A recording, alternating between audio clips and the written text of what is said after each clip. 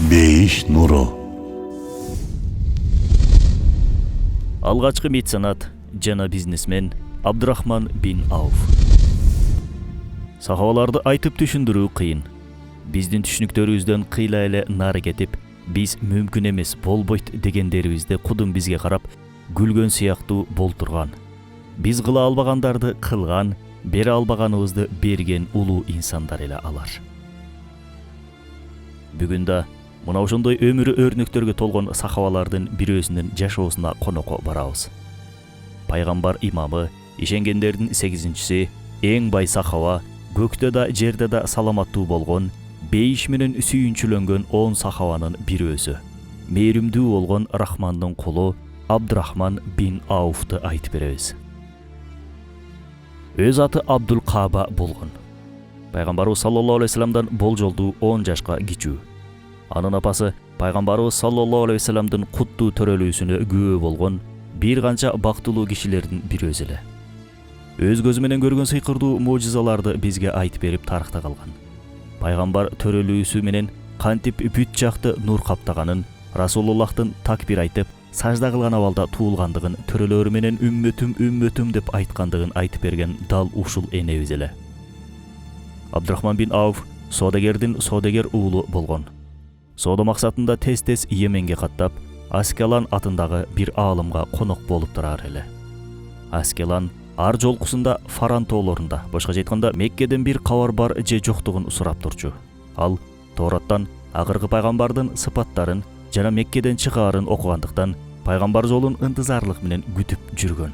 Мына ошентип асмандын эшиктери ачылып, пайгамбарлыктын сыдырым жели жүрө баштаган болчу жылдардын эң бактылуу жылдарында. Аскелан бул сапар суроо салуунун ордуна досу Абдул Кабаны көрөөр менен шаттана сүйүнчүлөй баштады. Анын үнүнөн абдан кубанып турганы билинип турду. Кантип кубанбасын анан? Тоолор, таштар, дарактар, көктөгү периштелер, деңиздеги балыктар, оолоп учкан куштар, жердеги жандыктар, деги койчу, баарысы майрамдык маанайда саламдап жатышкан ааламдын эң сүйкүмдүүсүн. Аскеланда мына ошол ыргактын коштоосунда сүйүнчү эле сүйүнчү.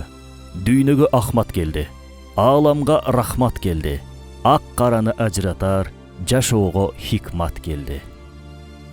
Эч шек күмөнсүз Аллах сенин коомуңдан өзү ыраазы болуп тандаган бир пайгамбар жөнөттү. Анан ага китеп да түшүрдү. Ал адамдарды путтарга чокунуудан тыят, жана акыйкат динге чакырат, акыйкатты буйруп аткарат, жалганды тыйып жоет. Ал Хашим уулдарынан, силер да анын тайкелеринен тез ардыңа кайтта, ага көмөктөш, аны тастыктап ушул ырымды болсо ага жеткир деп айтты.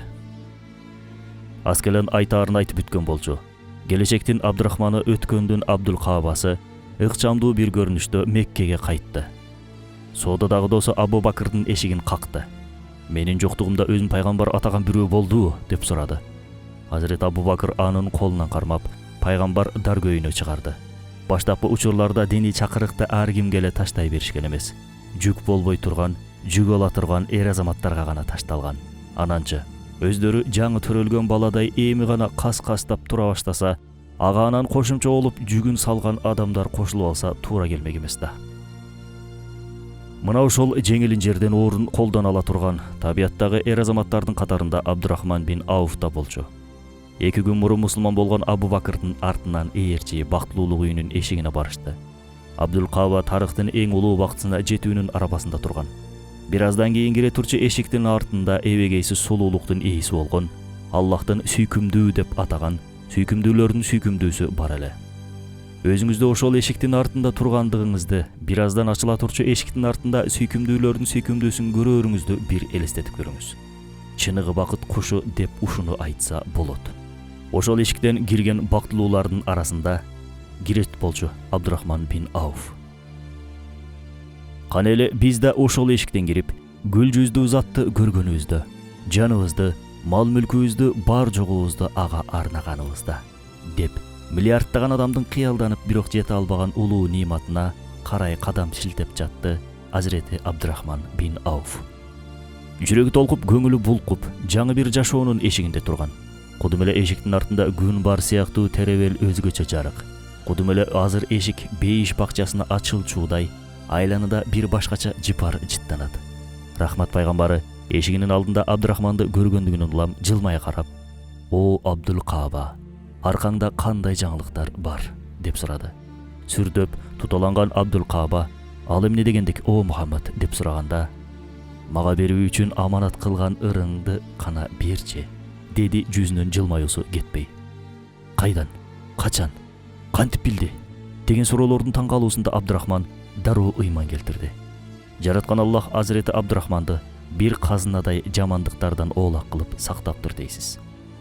Исламга чейин же ичкени же ширкке киргени көрүнбөптүр.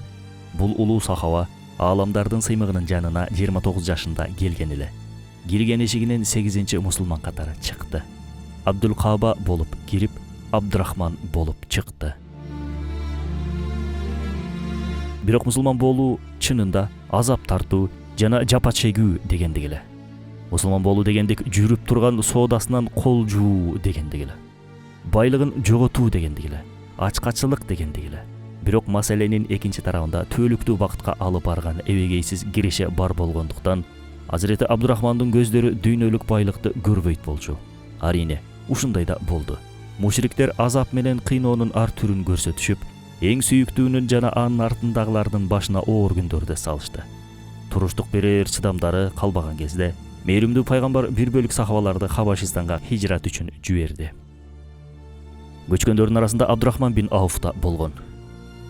Бир канча убакыт өткөндөн кийин Аллах элчисинин узак калуу аны баштан аяк азапка батырып, кусалыктын сары оорусуна кабылып, чыдай албай кайра артка кайтат. Артка кайтаарга кайтышты. Бирок кысым мурдагыдан да күчөп турган эле. Меккеде ээн эркин жүрө албай калышкан. Мындай аяусуз зулумдар бардык мусулмандардын Мадинага көчүүсүнө эшик ачып берди.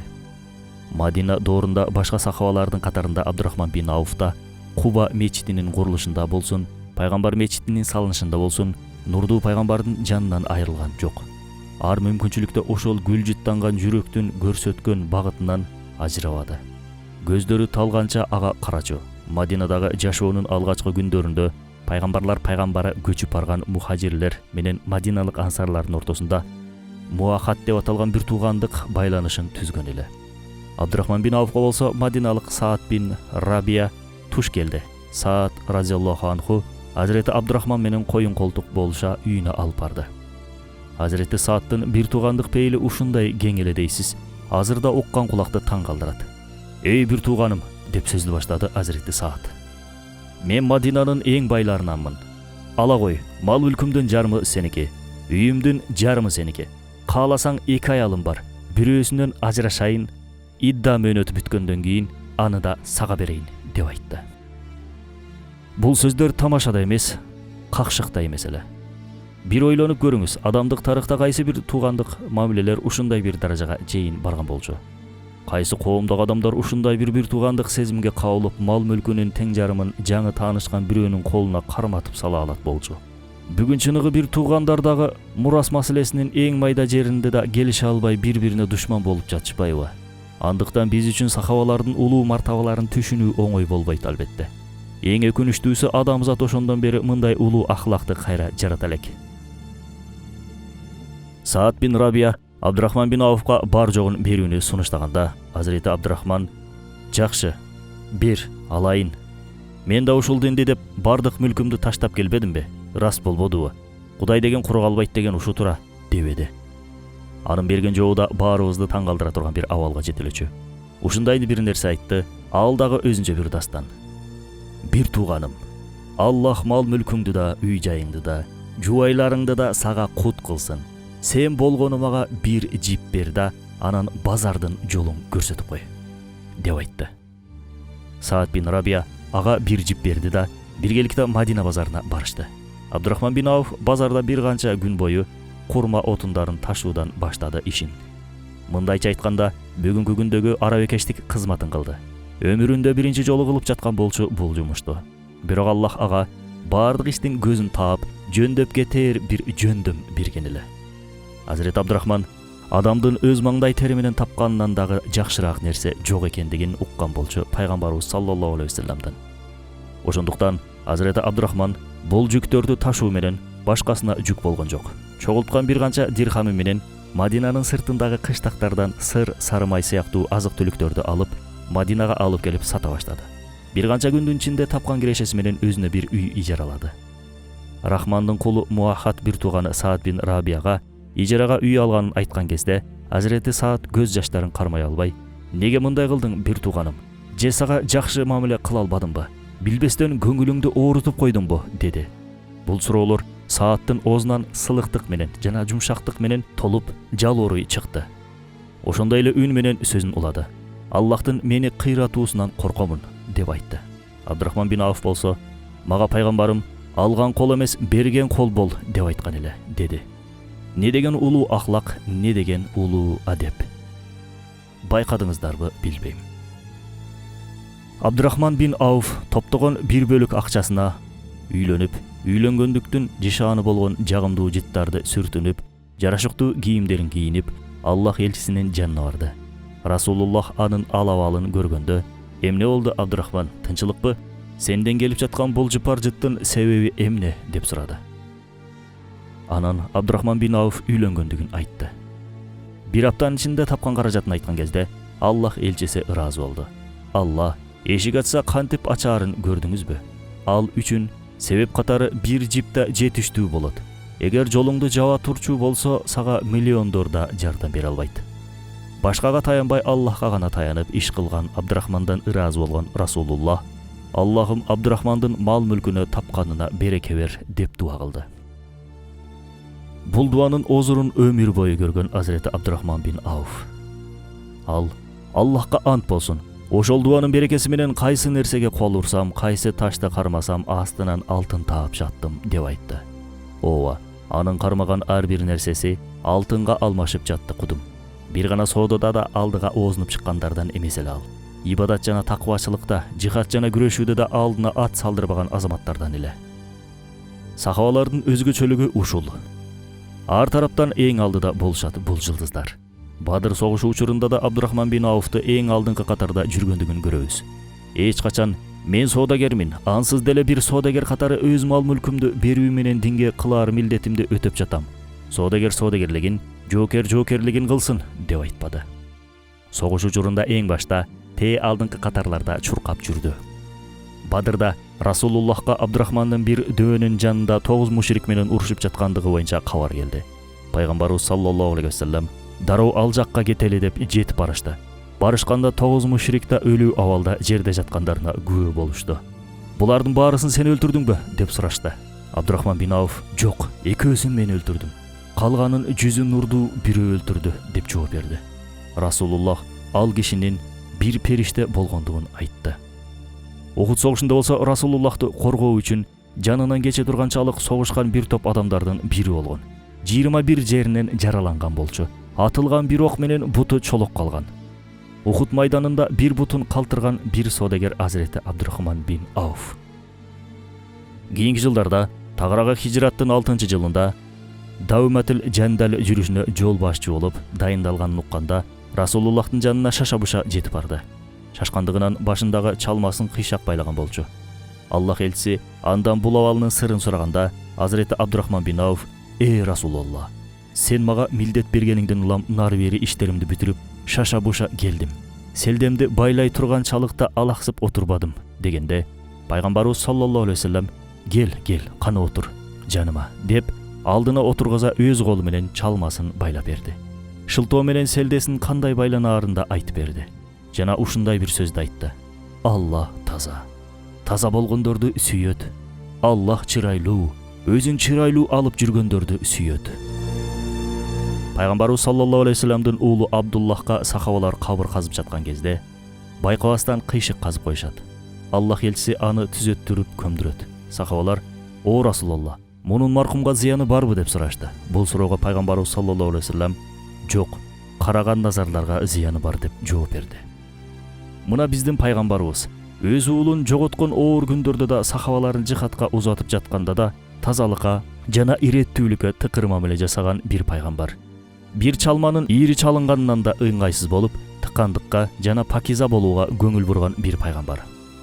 Анын жашоосунда тазалыктын жана тыкандыктын канчалык маанилүү экендигин көрдүңүзбү? Өз үммөтүн да ошондой таза жана пакиза көрүнүүнү каалайт эле ал. Демек Аллахтын да өз кулдарын ошондой көрүнүүсүн кааларын бизге билгизип жатат. Демек бир мусулман кийим кечесине, тазалыгына тыкыр көңүл бөлүүсү абзел. Эмесе өз кийим кечесин иретке келтире албаган бири ааламды кантип иретке келтирсин? Андыктан бул маселеде боло иретке салып, кош көңүл карап өтпөңүз. Өзүн таза, тыккана алып жүрүү бул сүннөт жана ибадат. Абдурахман бин Ауф негизи соодасын дүйнөлүк мүлк табуу үчүн эмес, тапканын акырет соодасын жүргүзүү үчүн сарптаар эле. Чыныгы бизнесмен ал болчу. Ухуд согушунун туткундарынан 30 мусулманды эркиндикке чыгарып, ар бирине 1000 алтын тараткан. Ал өмүрүнүн аягына чейин 3000 кулду бошотууга жетишкен. 3 ирет мүлкүнүн жарымын, 2 жолу да мүлкүнүн бүт баарын Аллах жолуна арнаган. Ал киши бул дүйнөдөгү бүткүл нерсенин убактылуулугун өтөр кетер экендигин акылы менен эле эмес, жүрөгү менен, руху менен, бизче айтканда жон териси менен жакшы билчү. Аллах бүгүн бергенин эртең алуусу мүмкүн деген түшүнүк жоготууларда Абдурахманды дүрбөлөңгө түшүргөн жок. Хабашистанга көчөрдө да, Мадинага көчөрдө да бүт байлыгын таштап көчкөн. Бирок ар жолкусунда кайрадан бутуна туруп, айландадагы эң бай адамга айлана алган. Бир сахаба Абдурахман бин Ауфтан кантип байыгандыгын сурашканда, ал ушинтип жооп берет: Аллах менен жарыштым. Башкача айтканда, мен бердим, Аллах берди. Мен бердим, Аллах берди. Мен бердим, Аллах берди. Акыр аягында ким жеңди? Албетте, Аллах жеңди деген экен. Бардык байларга бериле турчу бул суроо убагында Азирети Абдурахманга да берилген. Сен сыяктуу эле соода менен жүрөбүз, бирок неге сен сыяктуу боло албай жатабыз? Анын ийгилик сырыгына кызыкканда, мен биринчиден пайгамбардын дуасын алганмын деп жооп берип баштачу. Экинчиден соодада жеңилдикти, башкача айтканда жардам сүйөрлүктү эч таштабадым. Мындайча айтканда кала турган пайданын 1000 сом же 1 сом экендигине карабай, колдон келишинче баардык кардарларга жеңилдештирүүнү жана аларды ыраазы кылууну алдыңкы орунга койчу. Абдурахман бин Ауф иштеринде ийгиликтин 3-чү сыры катары бүткүл иштеринде Аллахты орток кылгандыгын көрсөтөт. Жалпактап айта турчу болсок, ар тапканын Аллах жолунда деп ажыратып зекет берүү. Жараткан Аллах зекеттин эң аз өлчөмү 40тан 1 деп белгилеп, анын үстүн ачык калтырган. Мындан максат өз кулдарын жакшылыкта жарыштыруу. Мына сиздерге эр майданы. Ким дагы көбүрөөк бере алат? Ким эң сүйүктүүсү үчүн сүйгөн нерселеринен кече алат? Деп чыныгы жоомарт жигиттерди майданга чакырган улуу ибадаттын аты бул зекет. Эч шек күмөнсүз, бул майдандын эң көрүнүктүү чемпиондорунун бири Азирети Абдурахман бин Ауф. Берген жана берген. Бере албай сараңдык кылган биздер эмнени түшүнбөй жатабыз. Берүүчү да алуучу да Аллах экендигинби, же бул дүйнөдөн эч нерсени ала албай кетерибиздиби? Өз абийирибизден сурап көрүүбүз зарыл.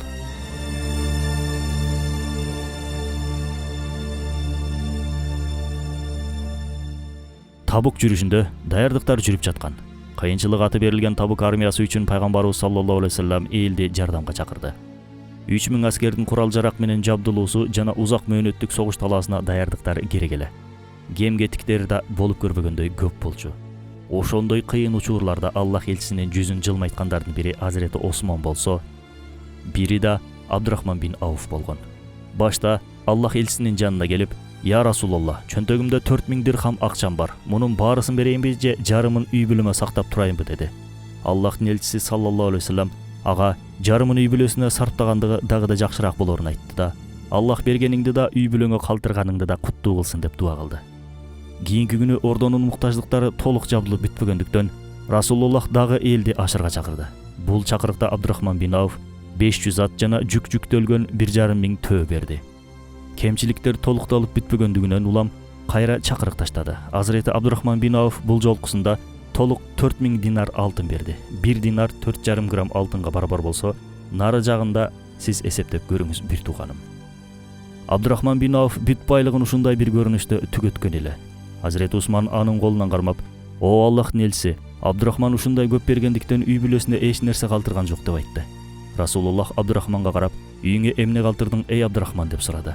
Абдурахман бин Ауф: "Азирети Абу Бакыр сыңдуу, Аллах жана анын элчисин калтырдым" деп жооп берди.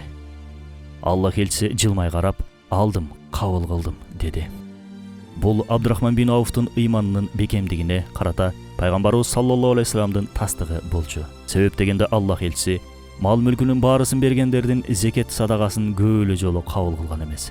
Ыйманы бекем болгон азаматтарга гана толук берүүсүнө уруксат берген. Анткени адамдар арасында демине дем кошулуп шыктанып кеткендигинен эле көп берип салып, кийин жанагы дем кеткенден кийин өкүнгөндүгүнөн бармак тиштеп отуруп калгандар да болгон. Расулуллах андай адамдардын бергендерин жарымга, кээде чейрекке чейин түшүргөн. Жада калса айрымдарынын мүлкүнүн чейрек бөлүгүн да кабыл кылбаган учурлары болгон. Дагы да азыраак берүүсүн талап кылган. Бирок маселе Азирети Абдурахманга келгенде жүргөн желдин багыты да бир башкача болот эле.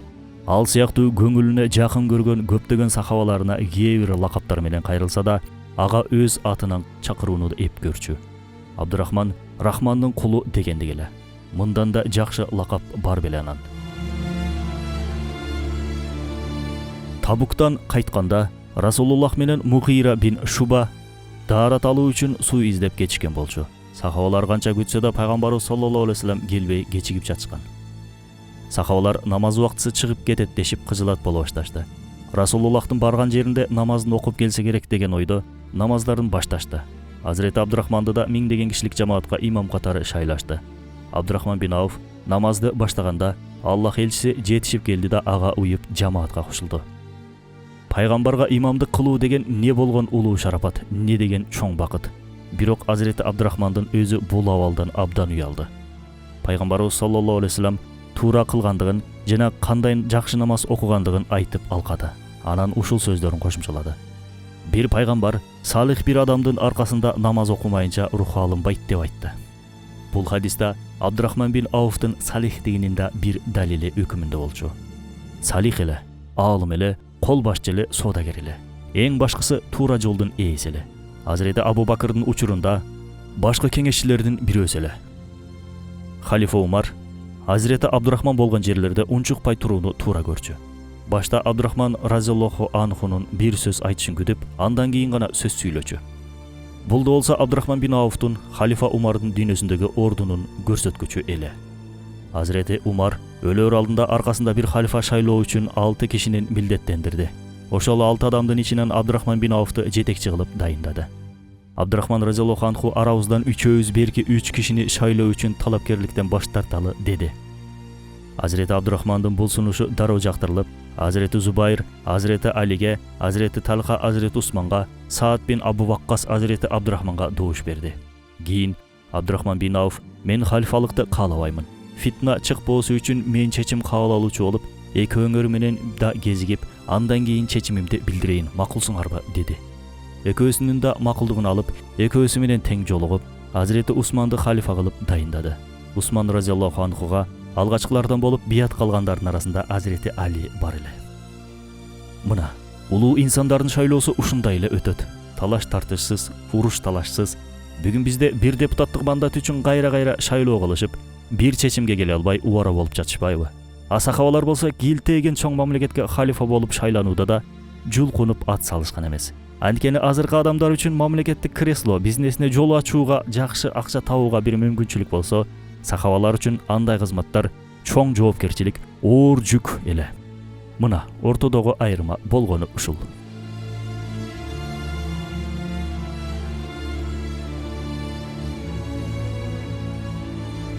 Аллах элчисинин өлүмүнөн кийин анын жубайларынын кем карычын каржылап каралашкандардан эле Азирети Абдурахман бин Ауф. Болбосо ага эч ким бул милдетти жүктөп берген жок. Өзү баарысын баамдап жетип мойнуна алат. Анткени момундардын энелерине садага алуусу жана башкага турмушка чыгуусу тыюу салынган эле.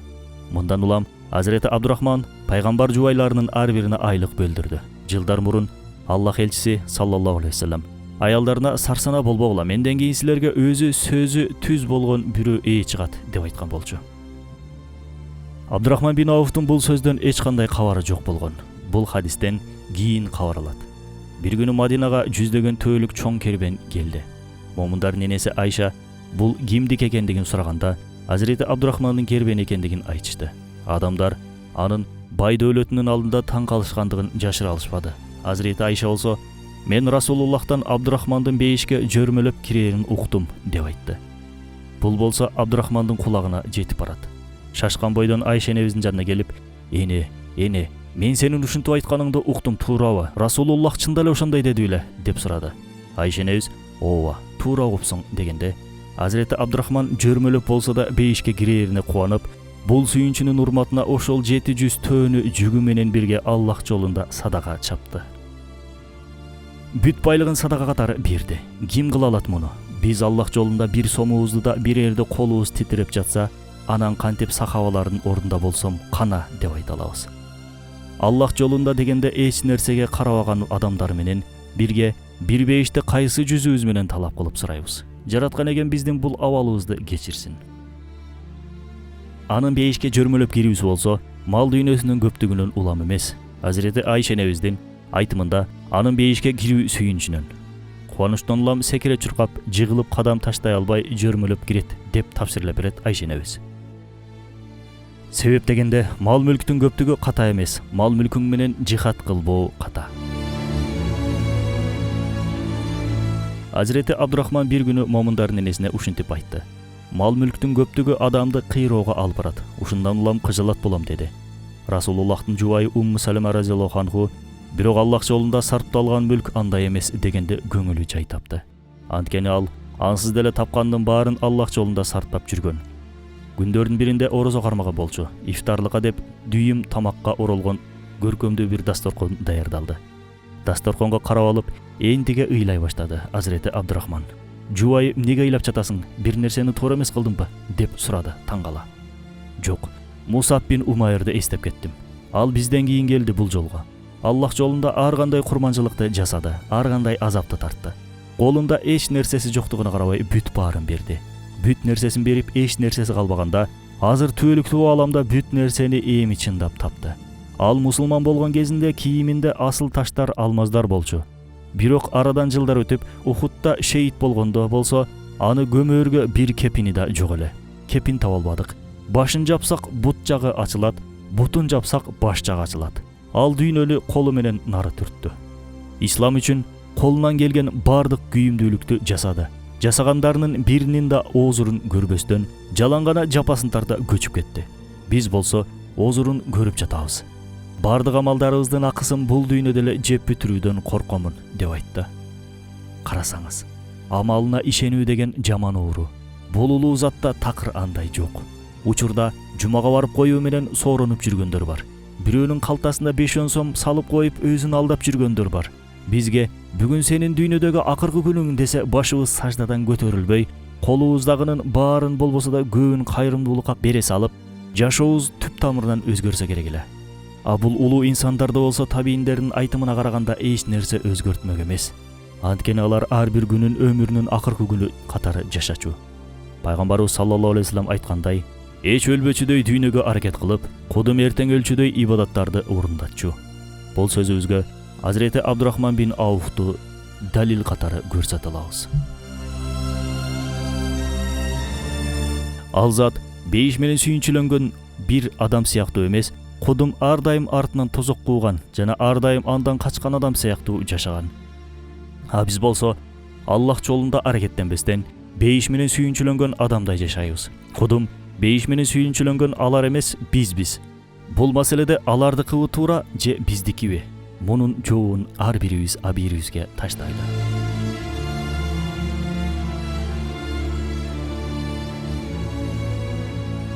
Азирети Абдурахман бин Ауф өлүм төшөгүндө жатканда Айша энебиз анын жанына зыярат кылып келет. Билесиздер, Айша энебиздин үйүнүн ичинде пайгамбарыбыз саллаллаху алейхи вассаламдын, Абу Бакырдын жана Умар разияллаху анхунун кабыры бар. Ошол жакта Айша энебиздин өзүнө деп атап койгон дагы бир жер барлыгын айтып, ошол жерде Абдурахман кааласа ага берерин айтат. Айша энебиз Абдурахман бин Ауфты өзгөчө кадырлап сыйлачу. Албетте, бардык сахабалар кадырлуу барктуу, бирок адам көңүлү кээ бирлердин өзүнө дагы да жакыныраак көрөөрү бышык. Азирети Абдурахман Айша энебиздин бул сунушуна аябай кубанды. Эне деди, мага ушундай шарапаттуулукту ыраа көргөнүңүз үчүн абдан ыраазымын. Бирок биз маркум Осман бин Мазын экөөбүз өлгөндөн кийин кабырларыбыз жанаша болот деп антташканбыз. Анын кабыры азыр бакый көрүстөнүндө. Расулуллахтын кошуналыгы турса да, мен берген сөзүмдөн кайта албаймын деп убадага туруу боюнча бизге эң улуу сабакты берип кеткен.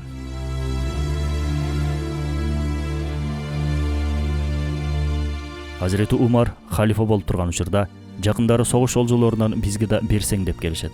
Hazreti Umar Бадыр асхабы турганда силерге берейинби деп келгендердин жакындыгына да туугандыгына да караган эмес.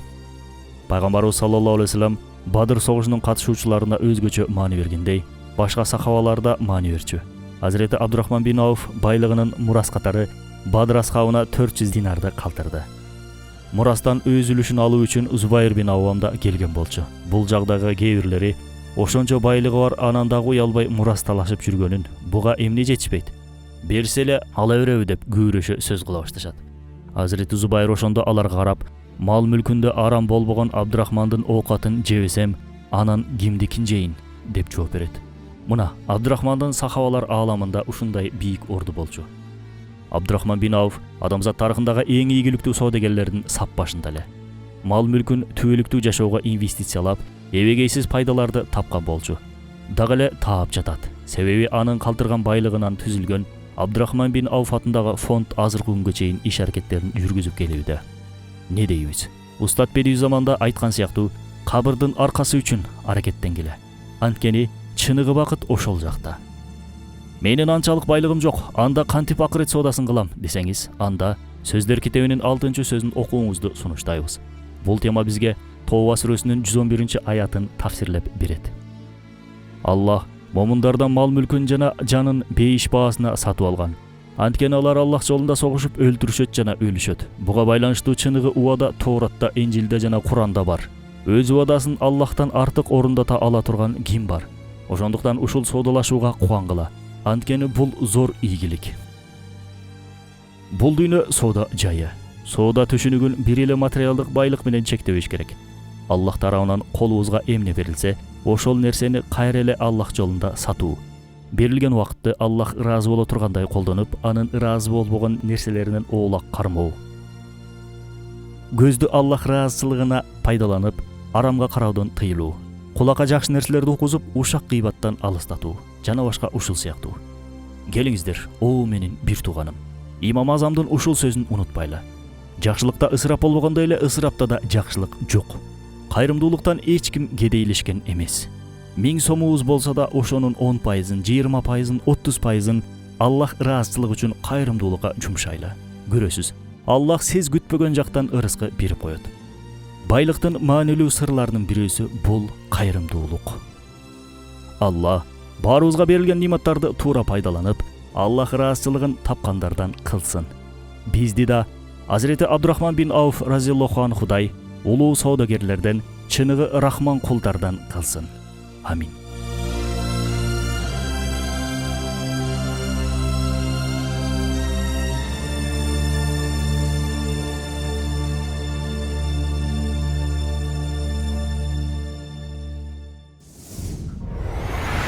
Бейиш нуру.